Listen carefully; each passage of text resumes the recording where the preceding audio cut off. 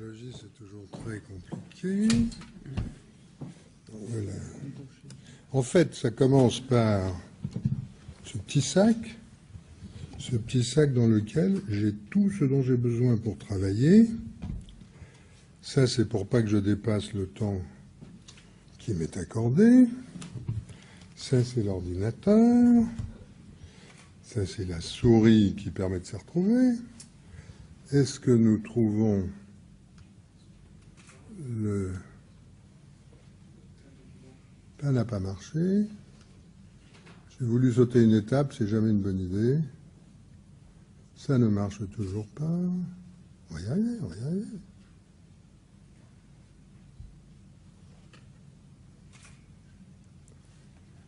C'est eux là-bas derrière. Voilà. Voilà. Maintenant, on va trouver le bon format d'écran. Je suis contre les PowerPoint. Je déteste les PowerPoint. J'ai beaucoup d'ennemis comme ça. Donc, dans ce petit sac, j'ai, ça c'est les outils physiques, c'est le hardware. J'ai cet ordinateur qui est un MacBook Air de 11 pouces. Pas besoin de plus, j'en rêve depuis des années. J'ai un Kindle 3G qui me permet d'acheter des livres, mais aussi de consulter mon courriel et de circuler un peu sur le web, pas de n'importe où dans le monde, ça marche pas en Suisse, mais c'est censé marcher dans 100 pays, et c'est théoriquement, et c'est gratuit. Et parce que j'ai l'ambition, il va falloir que j'apprenne, mais bon, j'étais photographe dans une vie antérieure. J'ai une caméra Canon G12, j'oublie toujours le numéro, qui me permet de faire des photos et quelques courtes vidéos. Maintenant, pourquoi j'ai tout ça? Vous avez vu mon sac, on le rentre. Pourquoi j'ai tout ça? Parce que je me prépare à faire le tour du monde des technologies de l'information. Ça se lit comme toute carte mentale, on commence par en haut à droite. Et donc, je vais aller en Afrique, en Amérique latine, en Asie, au Moyen-Orient, en Russie, en Chine, en Inde, etc. Et je vais commencer ça au mois d'août, si tout va bien, et terminer ça au mois de juin, si tout va bien.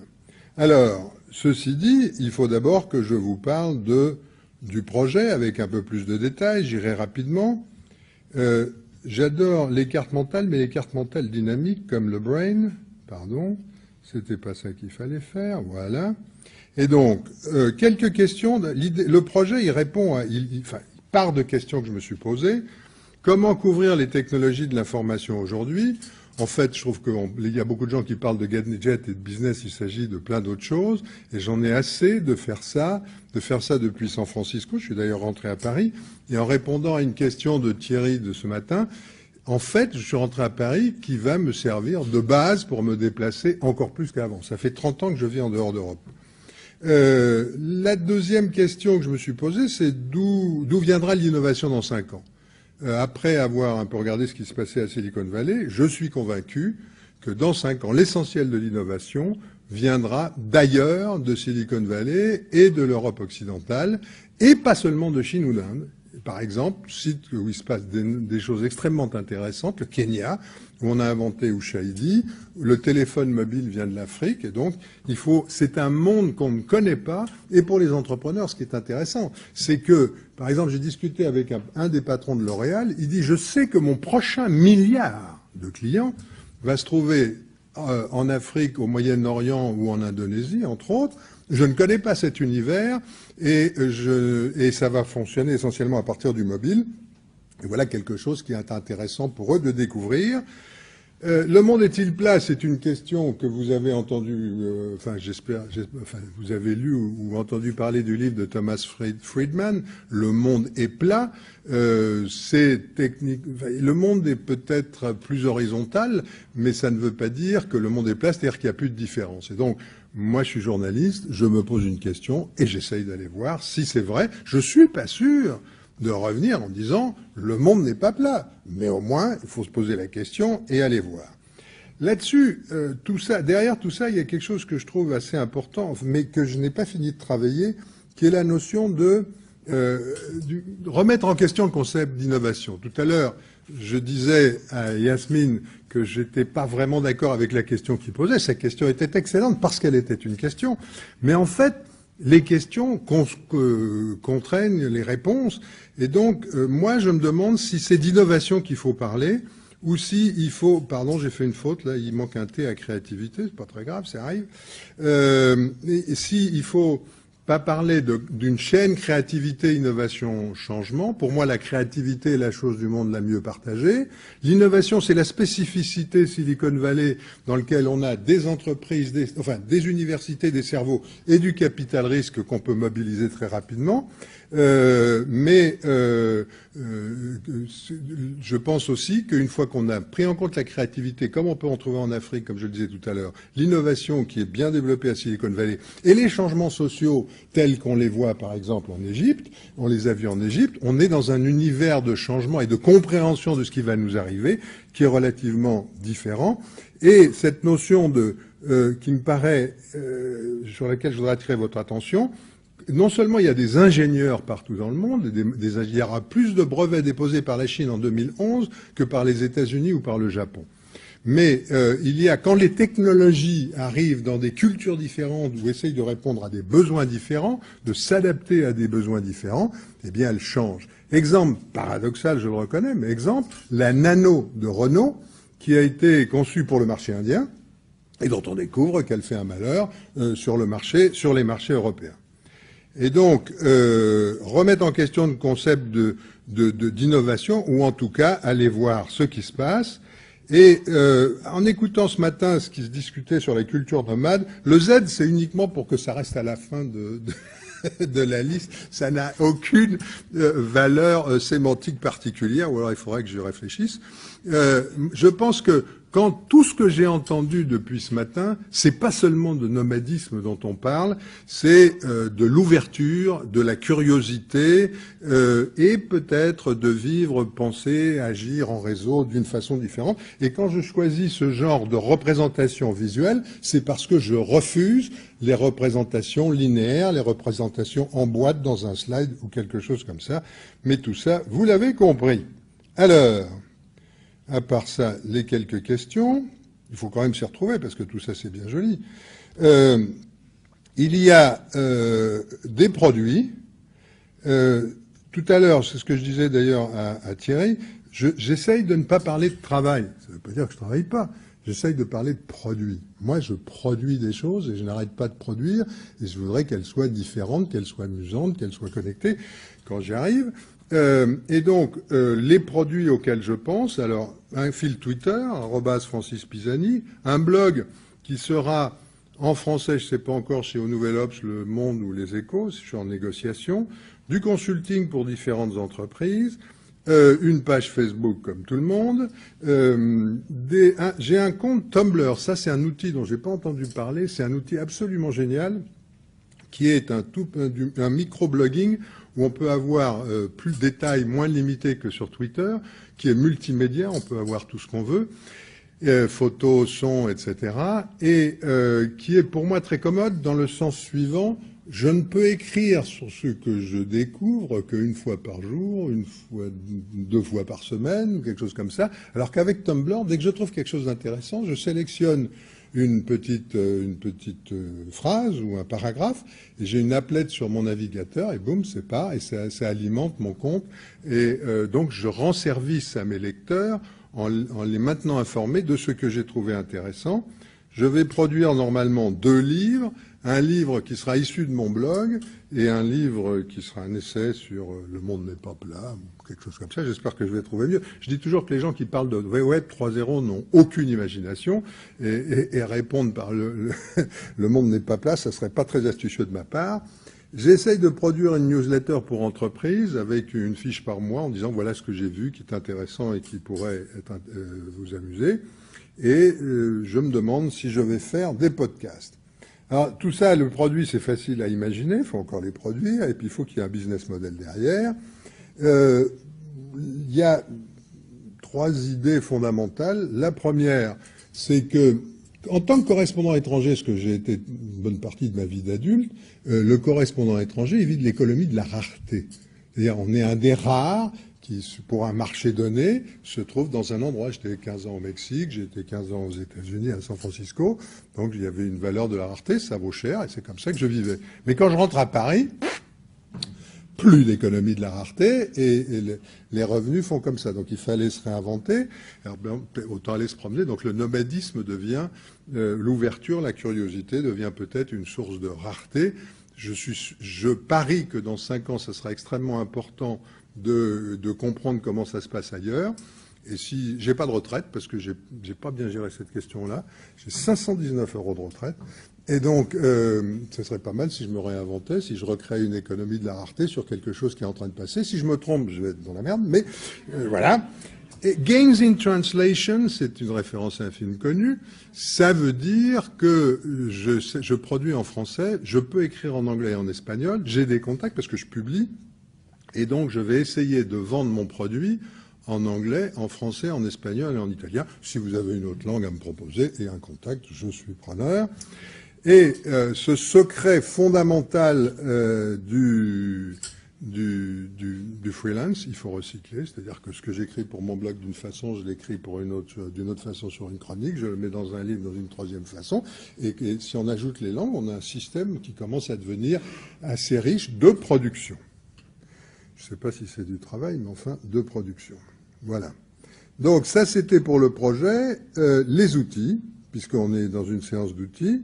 Alors, le hardware, vous l'avez vu, je ne reviens pas dessus. La seule chose qui m'amuse d'ajouter, c'est qu'en fait, je ne sais pas si l'iPad sert à quelque chose. J'adore l'iPad. Il y a un produit que je vous conseille pour ceux qui en ont, j'en ai vu traîner 2 ou 3, qui est le Zeit. La revue Zeit, c'est une revue qui vous permet de sélectionner l'information, de personnaliser l'information qui vous arrive sur la base de vos réseaux Twitter et de vos réseaux Facebook et de vos RSS feeds. Et quand on dit j'aime pas, etc., on découvre, c'est-à-dire on transforme l'outil de recherche en un outil de découverte. Qui connaît Zeit? Très bien. Et donc, mais je vous invite, pour ceux qui ont qui a un iPad, ben regardez Zeit, Z-I-T-E, c'est un truc génial. Cela étant, à part Zeit, je pense que je m'en tire mieux avec mon Kindle 3G qui me permet d'avoir accès gratis qu'avec mon iPad. Donc je ne sais pas si j'emporterai mon iPad. Et l'iPhone, voilà, il faut l'avoir dans la poche. Et mon problème sera de résoudre la communication à des coûts abordables. J'ai donc un téléphone quadriband sur lequel je mets des cartes SIM, mais il faut que je trouve les bonnes cartes SIM et la bonne économie des communications. Les softwares. Alors, quelques notions clés. Vous allez voir que c'est simplement, c'est un défaut chez moi, j'essaye de commencer par de l'abstrait pour arriver à du concret. Donc, au lieu de commencer par Evernote, mais on va y arriver, au lieu de commencer par une d'Evernote, c'est quelques réflexions sur comment je conçois ce travail au moment d'aborder mon voyage. D'abord, everything is miscellaneous, c'est la grande différence entre l'organisation dans la couche physique et l'organisation dans la couche virtuelle. Vous connaissez le livre de Weinberger, David Weinberger, qui s'intitule Everything is Miscellaneous. Donc, une fourchette, elle peut être dans un seul tiroir. Un livre pareil. Quand on a des cartes sur les livres, on peut avoir des cartes et on ajoute une certaine couche de complexité. Mais quand on est dans la couche virtuelle, on n'a aucune raison d'avoir des documents dans un seul endroit. Et donc, la classification en réseau par les tags et par les lignes me paraît quelque chose de supérieur qu'il faut utiliser. On peut le faire avec Evernote, on peut le faire avec ce programme et avec plein d'autres choses. Là, je vous montre sur The Brain, je vous montre juste la présentation. Il n'y a que le contenu de la présentation, mais j'ai un autre document avec tous les gens que je veux voir, les sites que j'ai déjà visités, etc. Deuxième, alors ça c'est une notion. Pas seul collaboration et participation, c'est-à-dire que je veux pouvoir, j'ai engagé un type que je connais, qui est un jeune type qui vient à San Francisco, qui est un philosophe qui s'intéresse à la technologie, en bref, et donc il va m'aider, il m'aide à faire de la documentation, et éventuellement il traduira, parce que je refuse, je ne peux pas écrire et traduire ce que je fais, donc il me traduira en tout cas en anglais. Donc je veux pouvoir collaborer. Et la participation, c'est absolument idiot et ça n'a aucun sens aujourd'hui d'aller se promener dans le monde entier en disant j'arrive, etc. Il faut utiliser les réseaux sociaux. Et donc l'utilisation des réseaux sociaux pour l'organisation de mon voyage, le web, c'est le Globetrotter 2.0, je sais pas quoi pour dire une connerie de plus, mais ça compte, c'est essentiel. Priorité à l'organisation, je suis déjà dépassé ou sur le point d'être dépassé par la complexité. Si vous avez regardé les produits, si vous avez regardé le business model, on devient exponentiellement fou. Donc il faut essayer d'améliorer l'organisation. Et chez un journaliste indépendant, c'est peut-être pas la vertu la plus répandue. Rester ouvert aux informations qui tombent, c'est quelque chose qui n'est pas a priori prioritaire. Je vais à Accra, je veux voir ce qui se passe à Accra. Mais si, quand je suis à Accra, j'oublie ce qui se passe à San Francisco, où je ne vois pas quelque chose qui, dans l'univers qui me concerne, qui a lieu à Beijing, je suis dans un problème. Donc, il faut pouvoir continuer à recevoir les informations, d'où l'intérêt de Zeit, ou d'où l'intérêt des flux RSS, ou d'où l'intérêt des produits de ce genre. Et, bien entendu, quand on fait un voyage de ce genre, il faut être attentif aux problèmes de risque.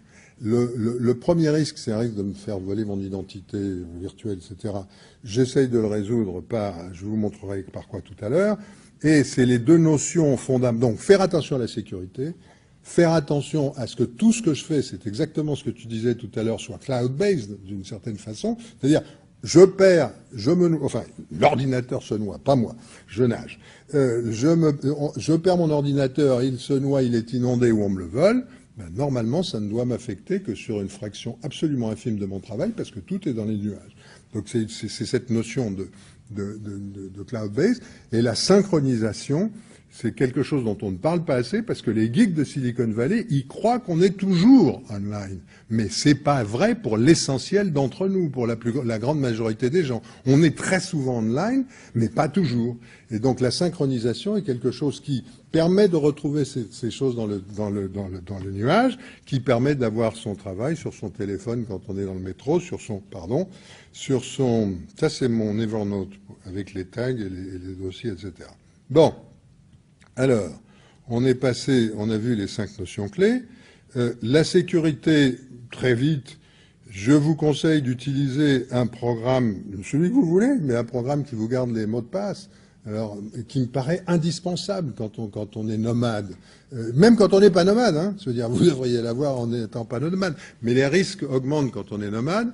Moi j'utilise 1Password, qui est le programme qui va avec le Mac, mais vous pouvez, Roboform, c'est pareil, c'est la même chose, et les deux s'occupent de l'autre plateforme. Donc, vous pouvez avoir absolument 1Password ou Roboform, ça vous garde les mots de passe, vous les avez sur votre ordinateur, sur votre téléphone, sur votre iPad, et si vous perdez tout ça, vous vous retrouvez devant un autre ordinateur et vous avez un seul mot de passe clé, vous n'avez qu'à vous rappeler un mot de passe, et vous avez accès à tous vos mots de passe. Postini, je connais pas encore, mais je l'ai repris il y a pas longtemps. Si quelqu'un qui connaît Postini, c'est bien. Ça permet de sécuriser en fait Google Apps. Voilà. C'est payant, ça rajoute une sécurité. Donc j'envisage de faire ça. Troisièmement, alors cloud-based. Tout ça, c'est des concepts que vous connaissez. Dropbox, vous connaissez. Gmail, vous connaissez. Ce que j'ai découvert il y a pas longtemps, c'est Rapportive. Qui connaît Rapportive? C'est un truc extrêmement amusant. Je peux pas vous montrer parce qu'en fait, tout le monde, vous êtes tous en train de tweeter, n'est-ce pas? Et donc la connexion est un peu. Mais on va voir si ça marche. Alors, non, ça marche pas, vous voyez. Ok. Donc. Rapportive, c'est un plugin qu'on ajoute à son compte Gmail, et à chaque fois que vous recevez un email, il vous dit le compte Twitter, le compte LinkedIn, le compte Facebook, et donc on peut se connecter. Et donc ça permet d'augmenter en un instant la communication, le réseau social avec qui on veut. On n'est pas du tout obligé de le prendre. Et pour les applications, tu mentionnais Google Apps. Je pense que Zoho est une plateforme indienne avec présence à Silicon Valley, qui est la plus riche en termes de ce qu'elle offre. Et si j'ai bien compris, mais il y a longtemps que j'ai pas vérifié, il y a une intégration entre Google Apps et Zoho, mais c'est une bonne question si vous vous posez, si vous vous intéressez à ça, de regarder Zoho en plus de Google Apps, et c'est des prix indiens, très très bas. Alors, je distingue cloud-based et web-based, et donc sur Chrome ou sur Firefox, j'utilise un certain nombre d'outils que je considère extrêmement indispensables. On n'a pas vraiment le temps et la connexion n'est pas très bonne, donc je ne vous montrerai pas. Diigo est un système qui correspond à Delicious. D'ailleurs, j'ai mon compte Delicious et Diigo, ils fonctionnent, ils sont toujours synchronisés. On trouve la notion de synchronisation. L'avantage de Diigo, c'est que, en plus de retenir un lien, je peux mettre une annotation et je peux sélectionner, highlight une phrase. Evernote for clipping, c'est-à-dire que quand je vous en ai parlé, non, je vous en ai pas parlé, mais quand je navigue, je vois quelque chose qui m'intéresse, je sélectionne et je le garde directement dans ma base Evernote. Et si vous regardez mon navigateur, là j'ai Evernote, hein, et donc ça, je l'envoie directement. Feedly, j'ai sauvé la page pour que vous puissiez la voir, pardon. Voilà, c'est là. Feedly, c'est en fait un truc qui est assez amusant. Je trouve Google Reader un outil extraordinaire, mais un peu triste. Et Feedly, ça met un peu de dynamisme, un peu d'image, un peu de choses là-dedans. Donc, ça le rend plus agréable. Donc, on y va plus souvent. Hootsuite, qui connaît Hootsuite? Donc, vous avez tous un compte LinkedIn, un compte Twitter, un compte Facebook, etc. Et c'est emmerdant d'aller de l'un à l'autre. Avec Hootsuite, where is Hootsuite? Il est là. Donc, je peux gérer mon compte, plusieurs comptes Twitter, mon compte Facebook, ma page Facebook, mais encore une fois, la connexion ne se fait pas. Vous allez me faire confiance. Une minute, c'est tout. Et mon compte LinkedIn. Je gère tous les réseaux sociaux où je pourrais avoir aussi Foursquare, MySpace, etc. Donc, Instapaper, pour garder les papiers que je n'ai pas le temps de dire au moment où je paye très cher la connexion dans les hôtels où il y a Swisscom. Et donc, je garde un papier en vitesse et je le lis après sur n'importe lequel de mes outils. Et Readability, c'est quelque chose qui est extraordinaire. Readability, ça vous enlève tout ce qui ne sert à rien dans une page et ça vous garde uniquement le texte et donc ensuite vous le gardez très bien. Et c'est bien. Je vois que je suis en train de me rapprocher de la limite du temps. J'accélère, j'ai pas l'air, mais j'accélère. Mes programmes fétiches, Evernote, Feedly, Hootsuite, MindMeister, c'est une carte mentale qui est sur le web et qu'on peut partager. Donc là, je ne vous la montre pas, mais l'avantage, c'est que de n'importe quel ordinateur, j'y ai accès. Scrivener, qui est un programme pour écrire les bouquins, parce qu'on élimine tout ce qui reste et on peut avoir des notes en même temps qu'on écrit son bouquin. C'est-à-dire pour les articles longs, c'est extrêmement intéressant. The Brain, qui est ce que je vous montre. La to-do list sur laquelle on ne fait plus rien quand on a beaucoup de choses à faire. La mienne, c'est un programme qui est pour Mac, et qui est To-Do, et qu'on trouve sur l'iPad, sur l'iPhone et sur le Mac. Et Zeit, dont je vous parlais tout à l'heure. Dernier point que je mentionnais tout à l'heure, le nomade social. C'est-à-dire que un mois avant de commencer mon voyage, 3 semaines avant de commencer mon voyage, une fois que le paquet économique est mis en place, je vais utiliser Twitter pour demander aux gens, Delicious, Facebook, etc., LinkedIn, pour demander aux gens où est-ce que je dois aller, qu'est-ce que je dois voir, quelle est l'entreprise qui est intéressante. Et si vous avez envie de me connecter, de me poser des questions ou de me donner des conseils, je préfère les conseils, c'est plus facile. Voilà, mon adresse email, francispisani@gmail.com. Je suis désolé d'avoir été si long. Merci de votre patience.